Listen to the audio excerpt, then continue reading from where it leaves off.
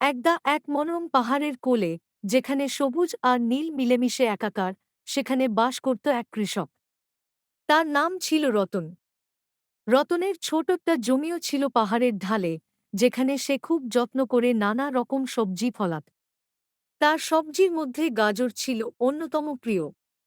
রতনের সরল জীবন ভালোই কাটছিল, কিন্তু তার মনে শান্তি ছিল না একটি কারণে। পাহাড়ের আরেক প্রান্তে, রতনের ক্ষেতের খুব কাছেই, এক খরগোশের পরিবার থাকত। ছিল এক মা খরগোশ আর তার কয়েকটি ছোট ছোট ছানা। তারা ছিল খুব চঞ্চল আর খেতে ভালোবাসত।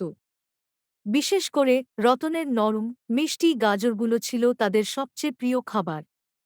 যখনই রতন তার ক্ষেতের পরিচর্যা করে ফিরত, খরগোশের পরিবার এসে তার গাজরগুলো সাবার করে দিত।